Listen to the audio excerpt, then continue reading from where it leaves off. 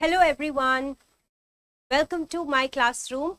I'm your mentor Jyoti Kashyap, and in this video we are going to discuss biology questions of class 8 that came in 2020-21 NSO, that is National Science Olympiad paper.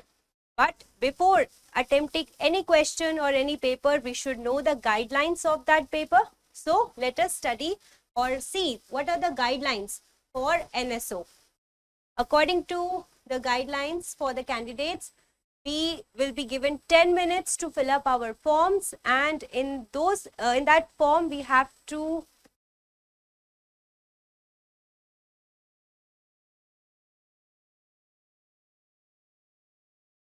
NSO guidelines for candidates says that the candidates will be given only 10 minute, सिर्फ 10 minute मिलेंगे सारी information fill करने के लिए.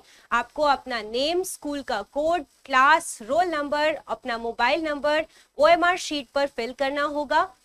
और OMR sheet पे fill करने के बाद जब हम क्वेश्चन पेपर देखेंगे तो उसमें 3 सेक्शंस हमें मिलेंगे. 3 सेक्शंस है लॉजिकल रीजनिंग जिसमें 10 क्वेश्चंस होंगे, साइंस जिसमें 35 क्वेश्चंस होंगे और अचीवर्स सेक्शन जिसमें 5 क्वेश्चंस होंगे.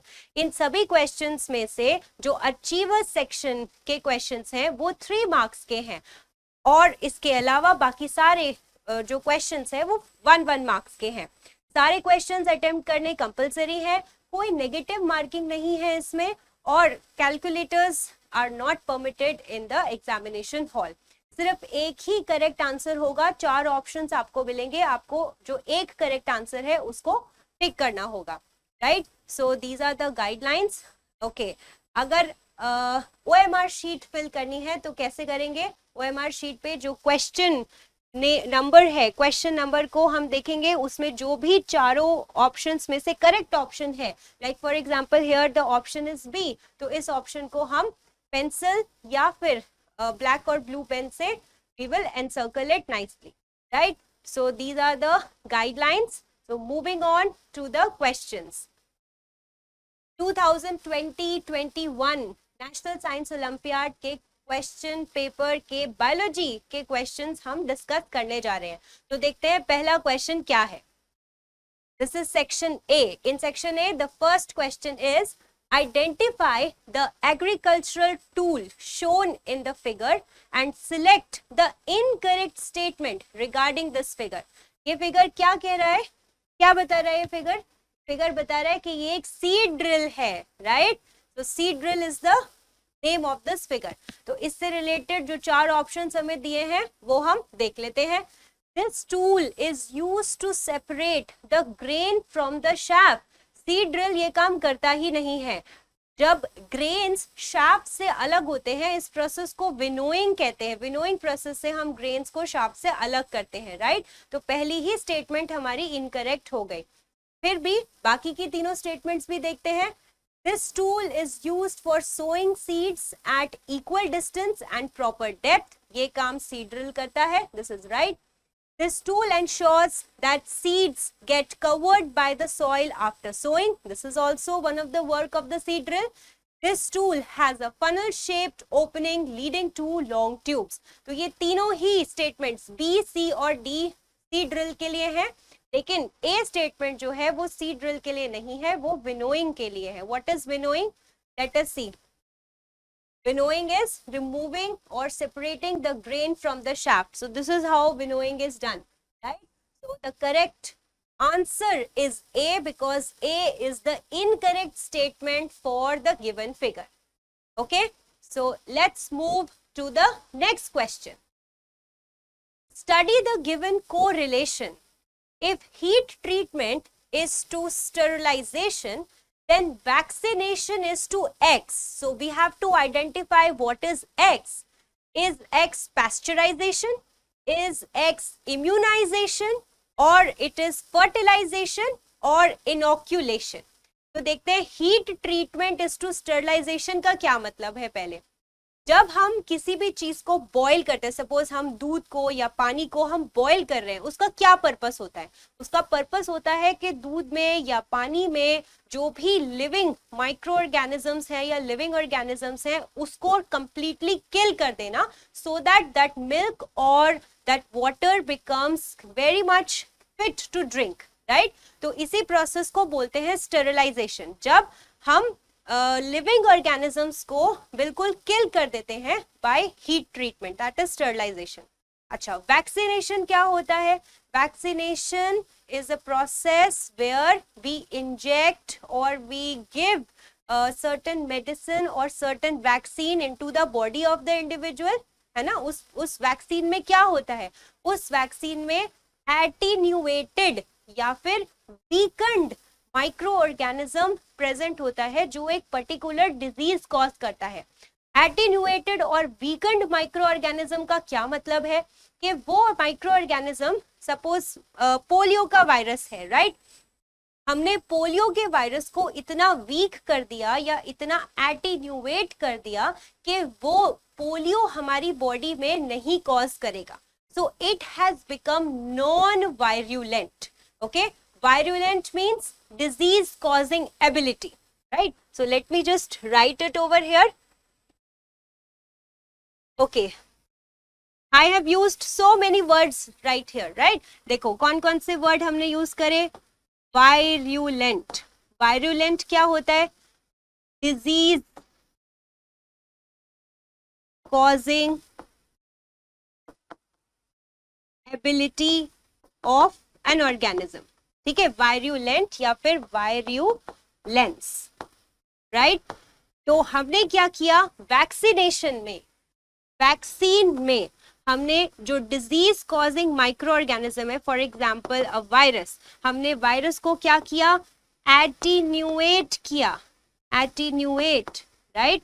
यानी उसको वीकन्ड कर दिया, जिसकी वजह से वो क्या हो गई? नॉन वायरुलेंट हो गई। अब ये डिजीज कॉज नहीं करेगी। तो ऐसी वायरस को जो डिजीज कॉज नहीं करेगी उसको बॉडी में ले जाने का, बॉडी में इंजेक्ट करने का या बॉडी में ओरली या इंट्राविनसली पहुंचाने का क्या मकसद है? मकसद ये है कि जब कोई भी फॉरेन पार्टिकल हमारी बॉडी में एंटर करेगा तो हमारे इम्यून सिस्टम के सेल्स यानी WBCs उसके अगेंस्ट एंटीबॉडीज प्रोड्यूस करेंगे और साथ ही साथ मेमोरी सेल्स भी प्रोड्यूस करेंगे, राइट? एंटीबॉडीज इस वायरस को बॉडी से बाहर निकालेगी या मार देगी, राइट? और जो मेमोरी सेल्स हैं इसी वायरस के अगेंस्ट वो सर्कुलेशन में for a very long time रहेंगे, राइट? तो इसी प्रोसेस को बोलते हैं इम्यूनाइजेशन। ऑलरेडी हमारी बॉडी में उस वायरस के लिए पहले मेमोरी सेल्स नहीं थी, WBCs जो मेमोरी सेल्स, यानी उनमें मेमोरी है कि ऐसी वायरस जो कि वायरुलेंट होगी और कभी फ्यूचर में बॉडी में आएगी तो उस वायरस के लिए हमारे पास एंटीबॉडीज बनाने वाली जो सेल्स है वो बिल्कुल रेडी रहेंगी, राइट? सो वैक्सीनेशन लगाने से हमारी क्या बढ़ती है? Immunisation, right? हमारी इम्यूनाइजेशन होती है, हमारा इम्यून सिस्टम स्ट्रांग होता है। So the correct answer is B. Let's move to the next question now. This question belongs to the chapter conservation of plants and animals. ये क्वेश्चन है chapter conservation of plants and animals से। ये कह रहा है we have to read the given statements and select the option that correctly fills the blanks in any two of them. हमारे पास options दिए हुए हैं इन स्टेटमेंट्स के फिलअप्स को फिल करने के लिए और हमें ऑप्शन चूज करने हैं कि कौन सा ऑप्शन किस फिलअप में परफेक्टली बैठेगा, राइट? कैसे फिल होगा। तो आइए देखते हैं पहला स्टेटमेंट क्या है। Species of plants and animals that are found exclusively in a particular area and do not occur naturally anywhere else, they are called as, definitely they are called as endemic species, right? Endemic species क्या होती है? जो एक local area में ही पाई जाती है और कहीं नहीं पाई जाती, right? Second statement देखते हैं। Dash are large areas of protected land for conservation of wildlife. So what are these lands? These are biosphere reserves. This is absolutely right. Third statement कह रहा है dash is the major cause leading to desertification. एक land को desert बनाने के लिए क्या चीज वहां पर करनी चाहिए? अगर हम वहां पर बहुत सारे पेड़ हैं और पेड़ों को काट देंगे तो क्या हो जाएगा? डेजर्टिफिकेशन हो जाएगा। सो deforestation is the major cause leading to desertification. Okay, now fourth is zoological park, botanical gardens and gene banks are dash methods of conservation of biodiversity. कैसे मेथड्स है? क्या ये इन सीटू मेथड है या ex situ method है? क्या with in that particular area conserve करने के लिए एनिमल्स या प्लांट्स की स्पीशीज को हम इनको यूज करते हैं, या एक पर्टिकुलर रिफाइन और पर्टिकुलर रिस्ट्रिक्टेड एरिया में उनको प्रोटेक्ट करने के लिए? So definitely zoological park, botanical gardens and gene banks are XC2, right? So they are XC2 conservation methods. Okay, so according to all the fill-ups that we have done, what would be the correct option? B. So B is the right answer. So 2 will be biosphere reserve and 3 will be deforestation. So answer is B. Okay, let's move to the next question. Interesting लग रहा है, देखते हैं next question क्या है. Crop production और management chapter से question है ये. Read the given list of few methods of irrigation. Methods क्या दिए हुए हैं? मोट दिया हुआ है, sprinkler system, dhekli, chain pump, drip system and rahat. So they are asking how many of these are traditional methods. P जो है वो ट्रेडिशनल मेथड है और जो क्यू है वो मॉडर्न मेथड्स ऑफ इरिगेशन है. So we know that moat क्या होता है? Pulley system, right? Moat is pulley system. Dhekli, sprinkler, chain pump, rahat और ड्रिप इरिगेशन में से कौन सा है traditional method? So traditional methods में आ जाते हैं मोट, ढेकली, राहत एंड चेन पंप. 4 हमारे हो गए ट्रेडिशनल मेथड्स. और मॉडर्न मेथड ऑफ इरिगेशन कौन से हैं? Sprinkler system and drip irrigation. So answer would be definitely be. 4 T में आएगा. 4 यानी ट्रेडिशनल मेथड्स 4 है यहाँ पर.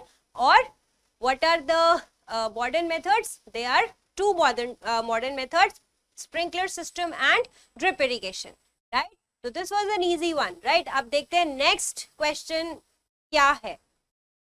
Again conservation of plants and animals में से है. Which of the following is an extinct species? Extinct species मतलब जो अर्थ से खत्म हो चुकी है बिल्कुल. Is it snow leopard? Is it sea mink, water hyacinth और lion-tailed macaque? So इसमें बहुत ही सिंपल है. आंसर जो है हमारा है sea mink. अब ये क्या एनिमल्स होते हैं इनको थोड़ा देख लेते हैं. देखो, सबसे पहले हमारा है स्नो लेपर्ड. जो स्नो लेपर्ड है ये वल्नरेबल स्पीशीज की कैटेगरी में आता है, right? And this is how the sea mink used to look like.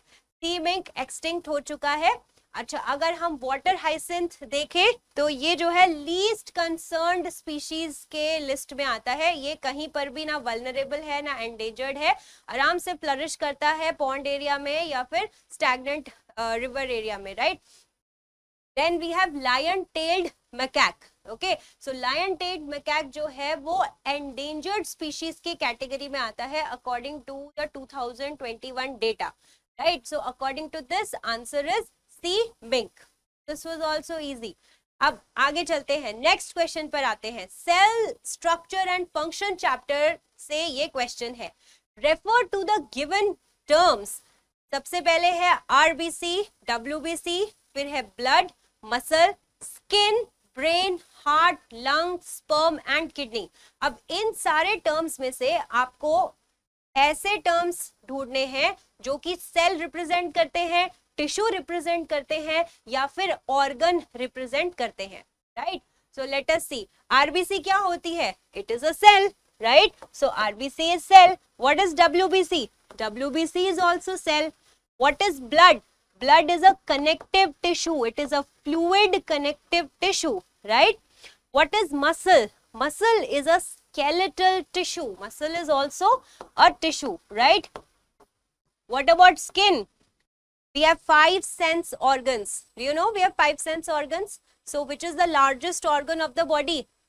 Yes, it is skin. So it's an organ, right? Skin is organ.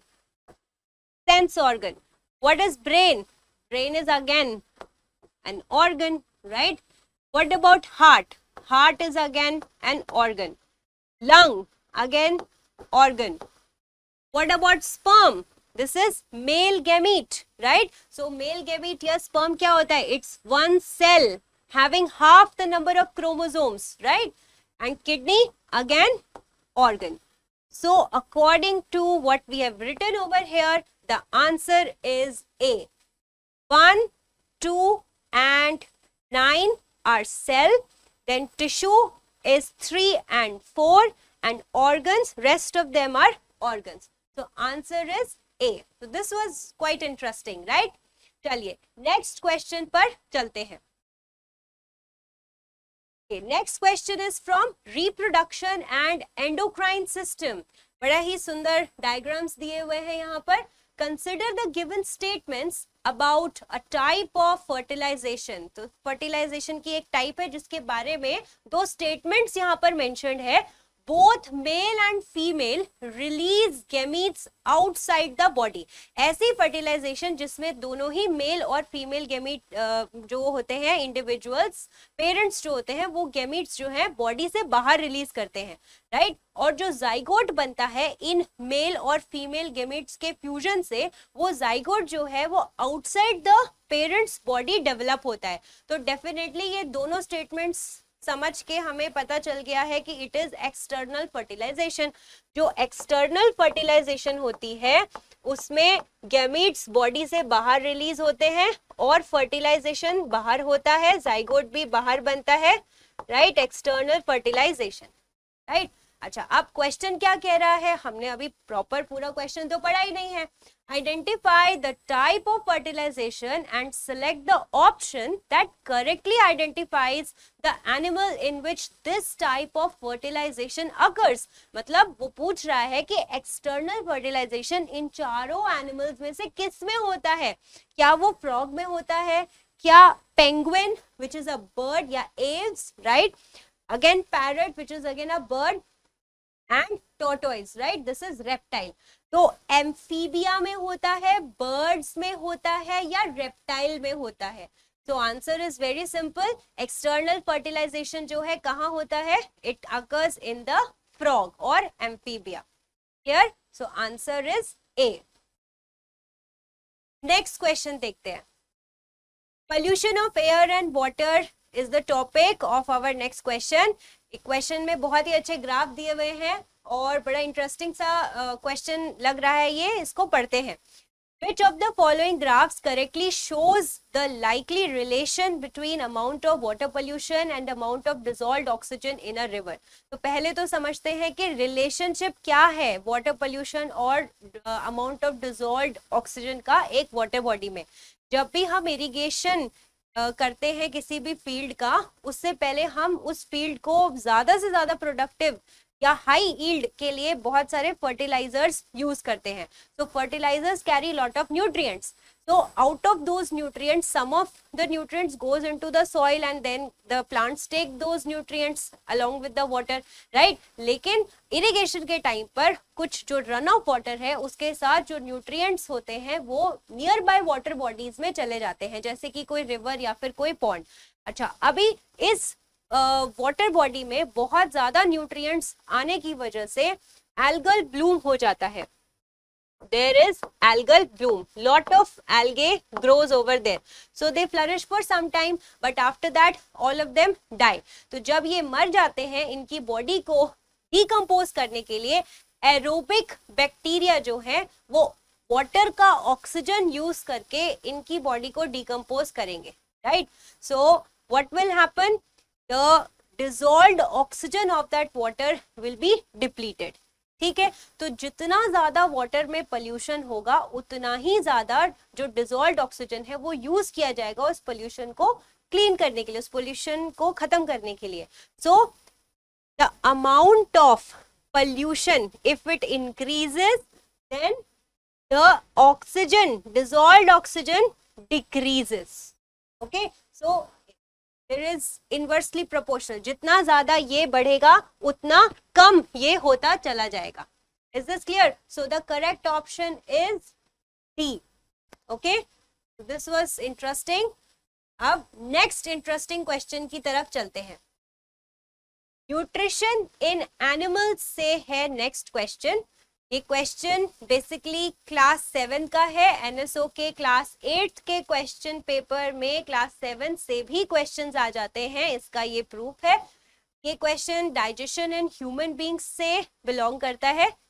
देखते हैं क्या बोल रहा है ये. Refer to the given figure and select the correct statement regarding its labelled parts. तो पहले तो इस पूरे डायग्राम को हम लेबल कर लेते हैं. ओके, ये देखिए Q क्या है? Definitely Q is mouth. This is human digestive system shown over here. R यहाँ पर क्या है? R यहाँ पर है स्टमक. P क्या है? P is liver. T is large intestine. And what is S? S is small intestine. Okay, so now let us read the given statements. P could be the organ that kills many bacteria that enter along with the food due to its acidic pH. P क्या बोला है इसने? Liver. तो liver में तो ऐसा नहीं होता. ये किस में होता है? ये होता है R में. R में HCl के प्रोडक्शन की वजह से, राइट, जो बाहर से खाने के साथ जो माइक्रो ऑर्गेनिजम्स आते हैं वो एसिडिक पीएच में मर जाते हैं, राइट. तो पहला स्टेटमेंट हमारा इनकरेक्ट हो गया और हमें ढूंढना है करेक्ट स्टेटमेंट. सेकेंड स्टेटमेंट देखते हैं. Digestion of food begins in Q, यानी माउथ में. Q is mouth. माउथ में डाइजेशन शुरू होता है, जो कि करेक्ट है. जो भी आप स्टार्च खाते हैं वो हमारे माउथ में जो सलाइवा प्रोड्यूस होता है, सलाइवा में एंजाइम होता है सलाइवरी अमाइलेज. सलाइवरी अमाइलेज उस स्टार्च का ब्रेकडाउन शुरू कर देता है. About 30% of the starch gets broken down in the mouth because of the enzyme salivary amylase, जो कि हमारे सलाइवरी ग्लैंड से प्रोड्यूस होता है. ठीक है, तो ये यहां तक तो करेक्ट है. आगे चलते हैं. And the digestion of food gets completed in T, that is large intestine. So this is not right, क्योंकि डाइजेशन ऑफ फूड जो है हमारा यानी S स्मॉल इंटेस्टाइन में कंप्लीट हो जाता है. लार्ज इंटेस्टाइन में तो डाइजेस्टेड फूड जो है उसका एब्जॉर्प्शन होने के बाद जो वाटर है, बेसिकली एब्जॉर्प्शन भी लार्ज इंटेस्टाइन में ना होके मैक्सिमम एब्जॉर्प्शन स्मॉल इंटेस्टाइन के ही लेटर पार्ट्स में हो जाता है. और लार्ज इंटेस्टाइन में बेसिकली सॉल्ट एंड वाटर का मेजर एब्जॉर्प्शन होता है. ठीक है, तो ये सेकंड स्टेटमेंट भी इनकरेक्ट हो गया. आइए देखते हैं the third statement. Juice secreted by R, that is stomach, plays an important role in the digestion of fat. This statement is absolutely wrong. Why? Because यहाँ पर R नहीं आना चाहिए, यहाँ पर P आना चाहिए. जो बाइल जूस होता है, लिवर क्या प्रोड्यूस करता है? लिवर एक जूस प्रोड्यूस करता है, जो कि यहाँ पर लिखा हुआ है जूस, राइट. सो ये प्रोड्यूस करता है बाइल जूस. ये बाइल जूस एक मैकेनिज्म करता है जिसको बोलते हैं इमल्सिफिकेशन ऑफ फैट्स. ओके, ये बड़े बड़े फैट मॉलिक्यूल्स को छोटे फैट चंक्स में तोड़ देता है, ताकि उस छोटे छोटे, ये देखो एक बड़ा फैट चंक है, इसको बाइल जूस ने क्या किया? छोटे छोटे फैट्स के ग्लोब्यूल्स में कन्वर्ट कर दिया. क्यों? इससे क्या होगा? इससे जो एंजाइम इन फैट ड्रॉपलेट्स पर लगेगा वो जल्दी से जल्दी इस फैट को ब्रेक करके फैटी एसिड और ग्लिसरॉल में कन्वर्ट कर देगा, यानी सिंपल कंपाउंड्स में कन्वर्ट कर देगा, जो हमारी बॉडी एब्जॉर्ब कर सकती है, राइट. तो ये काम बाइल जूस करता है, which is secreted from liver and not from the stomach. Okay, so fourth option देखते हैं. Digestion of food is completed in the small intestine, यानी S. This is absolutely right. तो हमारा right answer क्या हो गया? D. Next question की ओर बढ़ते हैं. The next question is from respiration in organisms and particularly respiration in human beings. Identify the process X shown in the given figure and select the correct statement regarding this figure. अब ये figure क्या show कर रहा है? ये human lungs और ribs show कर रहा है, ह्यूमन का वेंट्रल थोरैसिक सेगमेंट शो कर रहा है, और ये बता रहा है कि ये डायफ्राम एरिया है और डायफ्राम जो है नीचे मूव कर रहा है. ठीक है, एक ऐसा प्रोसेस है X, there is a process X in the body और in the respiratory system of human beings, जहां पर डायफ्राम नीचे मूव कर रहा है और जो रिब्स है वो आउटवर्ड्स मूव कर रही है. तो ऐसा कौन सा प्रोसेस है? एक्स को क्या बोलेंगे? So definitely this process is what? Inspiration. Inspiration को हम और क्या बोल सकते हैं? इनहेलेशन, यानी सांस अंदर लेना. ठीक है, इंस्पिरेशन या exhalation, inhalation, this is the process which is shown over here. Okay, what is this process X? Inspiration. अब देखते हैं what are the 4 options that are given और हमें correct statement, inspiration के लिए correct statement ढूंढनी है. तो during this process X or during inspiration, air rushes out of the lungs. जब हम सांस अंदर लेंगे तो बाहर कैसे निकलेगी? तो ये तो स्टेटमेंट पहले से ही रॉन्ग हो गया. ठीक है, during process inspiration the volume of thoracic cavity decreases. ये थोड़ा सा ट्रिकी वर्ड्स हो जाते हैं, तो पहले हम समझते हैं कि इंस्पिरेशन में हो क्या रहा है एक्चुअली. देखो, जब हम व्हाट हैपेंस ड्यूरिंग इंस्पिरेशन, ये नंबर 1, ये जो डायफ्राम है, this is muscle, right? It's a smooth muscle. तो डायफ्राम मसल जो है, number 1, it will contract. Muscle का काम क्या होता है? बॉडी में कॉन्ट्रैक्ट और रिलैक्स करना. ठीक है, तो जब डायफ्राम कॉन्ट्रैक्ट करेगा, so it will move down, it will come over here. Is this clear? The diaphragm will come over here, down, नीचे आ जाएगा, राइट? उसके साथ साथ दूसरी चीज क्या होगी? जो रिब्स के बीच में इंटर कॉस्टल मसल्स हैं, ये भी कॉन्ट्रैक्ट करेंगी. Intercostal muscles will also contract. In muscles के कॉन्ट्रैक्ट करने से जो रिब्स है वो outwards and upwards. Okay, you can breathe and you can feel what is happening right now. What happens?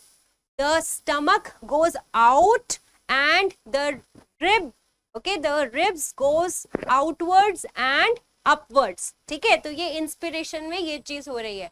क्यों हो रही है? क्योंकि डायफ्राम कॉन्ट्रैक्ट करेगा, स्टमक बाहर आएगा, तो ये वाला एरिया यानी जो हमारा थोरैसिक कैविटी है उसकी जो वॉल्यूम है वो इंक्रीज हो जाएगी. ठीक है, तो थोरैसिक कैविटी की वॉल्यूम इंक्रीज होती है, डिक्रीज नहीं होती.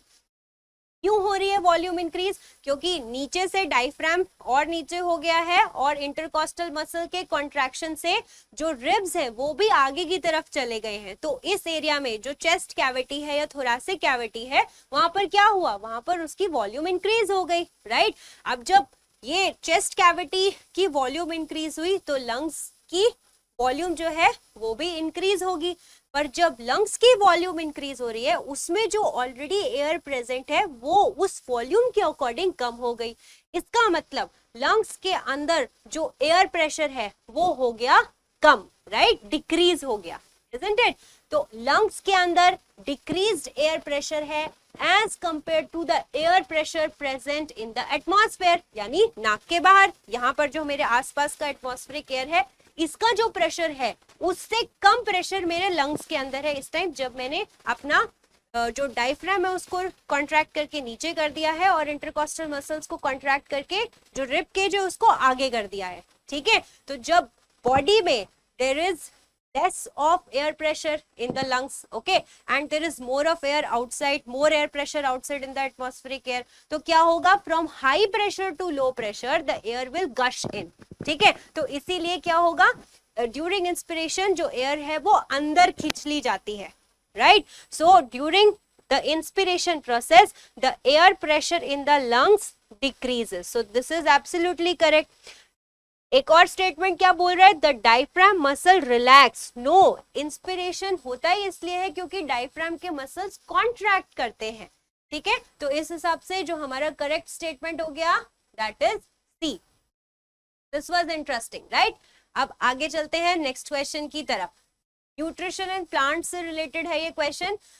फोटोसिंथेसिस आ रहा है इसमें, फंगस और रूट्स के बारे में बताया हुआ है, राइजोबियम से कुछ चीज रिलेटेड है, कस्क्यूटा से रिलेटेड है। चलिए देखते हैं क्या है।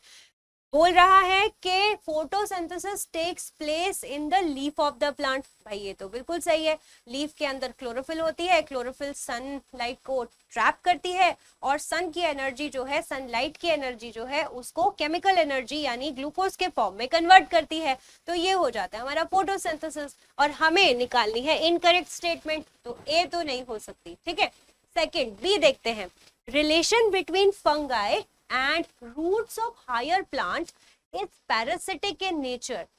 जो कुछ हायर प्लांट्स होते हैं जिनके रूट्स जो हैं, सपोज ये एक ट्री है और ये इसके रूट है, ठीक है।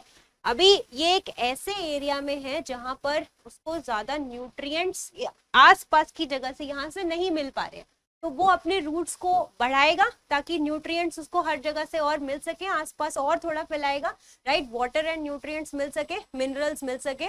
तो इस चीज के लिए फंगस इस प्लांट को या हायर प्लांट्स को हेल्प करते हैं। कैसे हेल्प करते हैं? फंगस इनके रूट्स के साथ लग जाएंगे। और फंगस की बॉडी कैसी होती है? फंगस जो होता है उसकी बॉडी बनी हुई होती है ऐसे फिलामेंट से, जो कि बहुत सारे सेल से बने। तो ये देखो एक सेल है बहुत सारे जो कि एक फिलामेंट बना रहा है, ठीक है। तो इस फिलामेंट को हम बोलते हैं हाइफा। और ऐसे बहुत सारे हाइफे, प्लूरल में बोलेंगे हाइफे, ऐसे बहुत सारे हाइफे अगर इकट्ठे हो जाते हैं तो हम बोलते हैं ये बन गया फंगस का बॉडी, राइट? और इस फंगस की बॉडी को क्या बोलेंगे? Mycelium. Okay, so this is fungus body, right? तो अब आप देखो फंगस की बॉडी किससे बनी है? बहुत सारे लंबे लंबे फिलामेंट से बनी है, ठीक है। तो यही फिलामेंट्स आसपास की जगहों पर खूब ज्यादा दूर दूर तक फैल जाते हैं, जिससे कि प्लांट को बहुत सारा न्यूट्रिएंट मिल सकता है, ठीक है, बहुत सारे मिनरल्स मिल सकते हैं, वाटर मिल सकता है। तो fungus helps in providing the plant with minerals and water, and on the other hand जो प्लांट है वो फंगस को एक शेल्टर प्रोवाइड करता है, खाना प्रोवाइड करता है। तो ये कहीं से भी पैरासिटिक नेचर नहीं है, this is symbiotic nature, so this is incorrect, right? Third statement देखते हैं, rhizobium which is a bacterium often lives in the roots of pea and bean plants. जो पी और बीन प्लांट है वो क्या है? लेग्यूमिनस प्लांट्स है। तो लेग्यूमिनस प्लांट्स जैसे पल्सेस हमारी है, राइट? तो लेग्यूमिनस प्लांट्स के रूट्स में राइजोबियम बैक्टीरिया रहता है और वो क्या करता है? वो एटमॉस्फेरिक नाइट्रोजन को फिक्स कर देता है। सो नाइट्रोजन फिक्सेशन में हेल्प करता है ताकि इन प्लांट्स को अच्छा खासा नाइट्रेट्स एंड नाइट्राइट्स जो है वो मिल सके, right? So C option is also correct.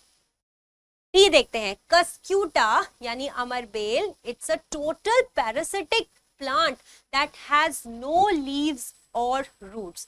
This is perfectly correct, क्योंकि कस्क्यूटा जो है टोटली पैरासिटिक है, अपना खाना खुद नहीं बनाता क्योंकि लीव्स या रूट्स नहीं होते, दूसरे प्लांट्स के ऊपर चढ़ के और उनसे खाना लेता है, कंप्लीटली पैरासिटिक है, होस्ट से अपना खाना डिराइव करता है।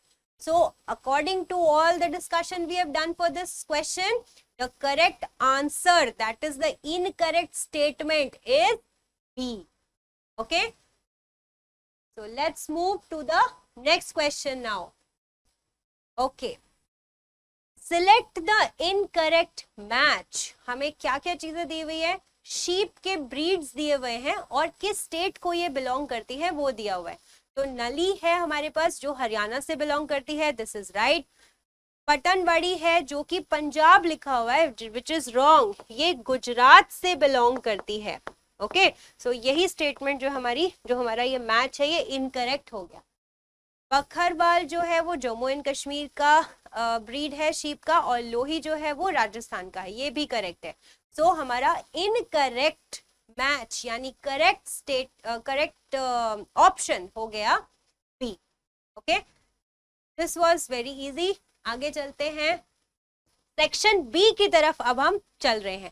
सेक्शन बी में थोड़े से और ट्रिकी क्वेश्चंस हमें मिलते हैं, दिमाग लगाना पड़ेगा, बहुत ही इंटरेस्टिंग होने वाला है नेक्स्ट सेशन। चलिए, माइक्रो ऑर्गेनिज्म से है ये क्वेश्चन, very favourite of all of us, right. Refer to the given table and select the correct option. Table में डिजीज का नाम दिया हुआ है, कॉजेटिव ऑर्गेनिज्म यानी उस डिजीज को कॉज कौन करता है, और मोड ऑफ ट्रांसमिशन कैसा है उस पर्टिकुलर डिजीज का, इसके बारे में बात की हुई है। चलिए देखते हैं। ट्यूबरकुलोसिस बैक्टीरिया से फैलता है, this is right. Mycobacterium tuberculosis, ये बैक्टीरिया होता है जो कि ट्यूबरकुलोसिस को फैलाता है। कैसे फैलता है ये? एरोसॉल, ठीक है, एयर से फैलता है। खांसी करी, छींक करी, उसमें से फैल गया, ठीक है। So it would be either this option right और दिस ऑप्शन राइट, ठीक है। एयर है, कॉन्टेमिनेटेड फूड से नहीं फैलता ट्यूबरकुलोसिस। सेकंड, पोलियो देखते हैं। पोलियो किससे फैलता है? पोलियो जो है वायरस से फैलता है, ठीक है, polio virus. So that means this option is correct, right. A यहाँ पर करेक्ट हो गया, एक्स में वायरस आना चाहिए। फिर भी हम वाई और जेड जो है वो देख लेते हैं। वाई क्या हो गया? ये एक ऐसा डिजीज है जो बैक्टीरिया से फैलता है और कंटामिनेटेड फूड एंड वाटर से फैलता है। तो यहाँ पर कॉलेरा दिया हुआ है जो कि एब्सोल्युटली राइट है। कॉलेरा जो है विब्रियो कॉलेरे बैक्टीरियम से फैलता है और कंटामिनेटेड फूड एंड वाटर से हमारे बॉडी में आता है, ठीक है। लास्ट जेड देखते हैं क्या है। मलेरिया इज द डिजीज, कौन कॉज करता है? ये एक प्रोटोजुआ होता है जिसको हम बोलते हैं plasmodium. Plasmodium is a protozoa, right. Proto primitive, zoa animal like cell, primitive animal like cell होती हैं ये। सो एनिमल सेल लाइक है ना। सो हमारा ऑप्शन जो है डी करेक्ट हो जाता है। और प्लास्मोडियम जो है कैसे फैलता है, मलेरिया कैसे फैलता है? Because of the vector that is female anopheles mosquito. तो according to the discussion that we have done, answer होना चाहिए definitely D, air, virus, cholera and protozoa, answer होना चाहिए। चलिए लास्ट क्वेश्चन पर चलते हैं। काफी बड़ा सा लग रहा है और थोड़ा सा ब्रेनस्टॉर्मिंग भी है ये। सेल स्ट्रक्चर एंड फंक्शन से है ये क्वेश्चन। क्या बोल रहा है? Read the given paragraph where few words have been italicised, not italicised as such. यहाँ पर हमने उसको कलर डिफरेंट कर दिया है so that it is easy for you to understand, and select the correct option regarding it. तो पहला statement है प्रोकैरियोट्स पोजेसेस, तो आपको इस पे ध्यान देना है, पोजेसेस वर्ड पे ध्यान देना है। Prokaryotes possesses well defined nucleus and membrane bound cell organelles. पहले तो इस क्वेश्चन के स्टेटमेंट को ये डिस्कस करते हैं, क्या ये सही है? ये बिल्कुल भी सही नहीं है। प्रोकैरियोटिक सेल्स जो होते हैं उसमें वेल डिफाइंड न्यूक्लियस होता ही नहीं है, ठीक है, क्योंकि ये सेल है, क्योंकि ये ऑर्गेनिज्म है, तो डेफिनेटली इस सेल के अंदर जेनेटिक मटेरियल तो प्रेजेंट होगा, यानी डीएनए तो प्रेजेंट होगा, पर जो डीएनए है that is not enclosed by an envelope, a nuclear envelope is not there. तो हम इसको ट्रू न्यूक्लियस नहीं बोलते, हम इसको क्या बोलते हैं? हम इसको बोलते हैं न्यूक्लियोइड, ठीक है। सो this is called nucleoid. So prokaryotes do not possess well developed nucleus and they also don't have membrane bound organelles. Bacteria के अंदर सेल ऑर्गेनेल के नाम पे क्या है? ओनली राइबोसोम्स, ठीक है। So we have ribosomes as the cell organelles, so ribosomes are not membrane bound। तो पहला स्टेटमेंट रॉन्ग हो गया, पर हम यहाँ पर ये नहीं देख रहे कि राइट या रॉन्ग स्टेटमेंट कौन सा है। हमें ये जो क्वेश्चन, जो हमें वर्ड्स दिए हुए हैं अलग से येलो किए हुए हैं, उन वर्ड्स पे थोड़ा सा ध्यान देना है।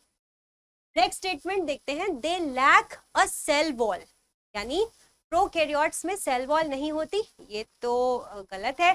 बैक्टीरिया में सेल वॉल होती है।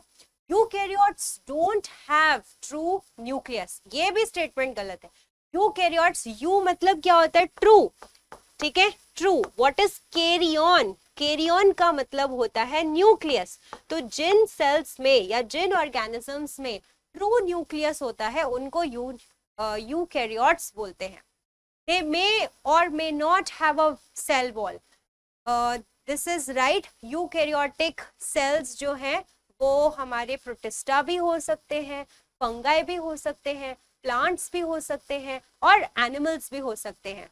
तो यूकैरियोटिक सेल्स में अगर एनिमल सेल होगी तो सेल वॉल नहीं होगा, लेकिन अगर प्लांट सेल है तो सेल वॉल है सेल्यूलोज की बनी हुई, अगर फंगाई है तो सेल वॉल डेफिनेटली है काइटिन की बनी हुई, ठीक है।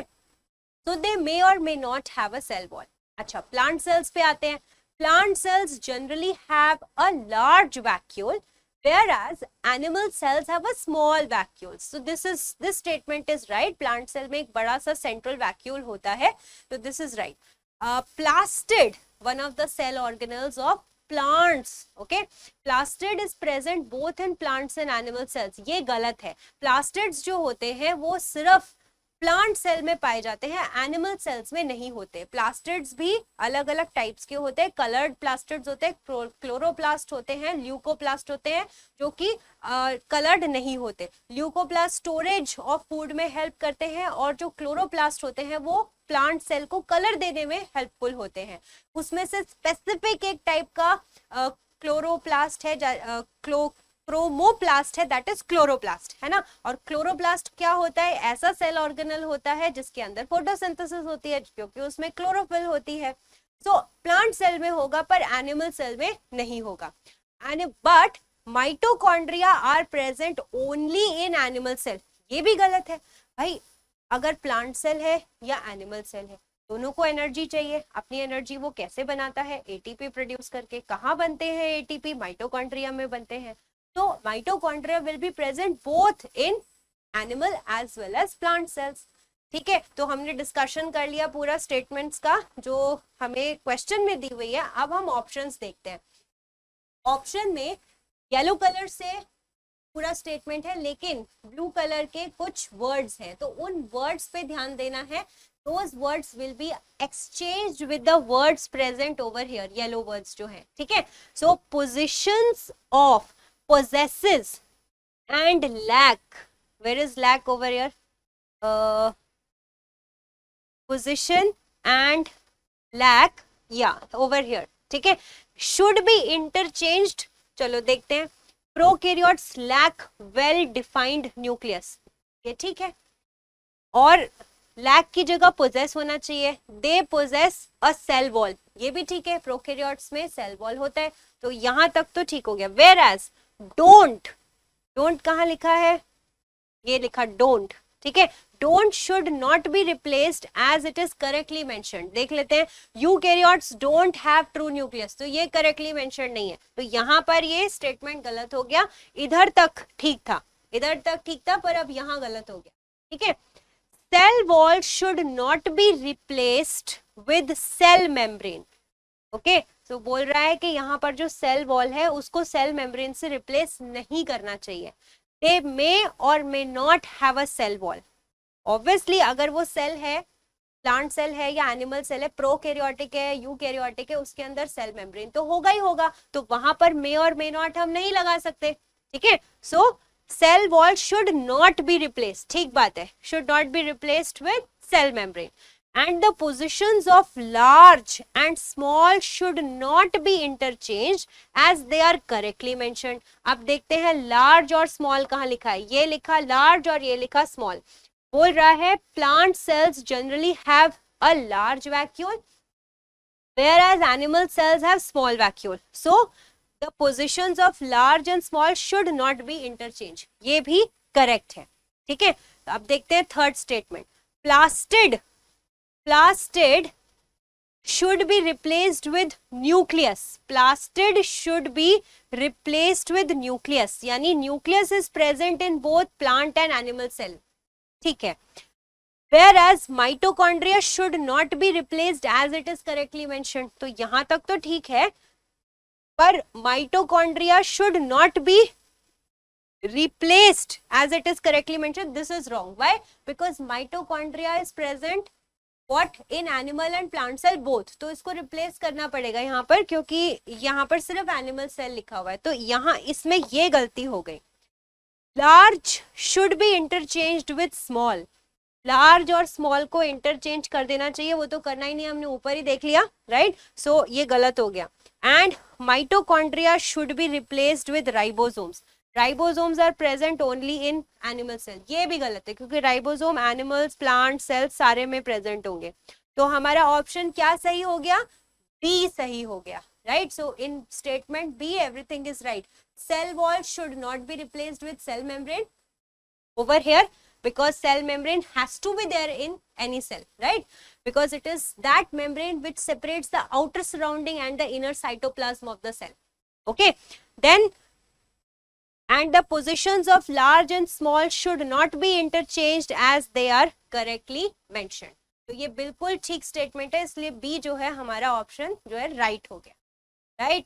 So with this we finished with 2020-21 NSO paper discussion for class 8th biology section. For more such videos, please log on to student@myclassroom.digital. You can also go to the students tablet app, and for more videos like this, definitely you can come to myclassroom.digital. Thank you so much.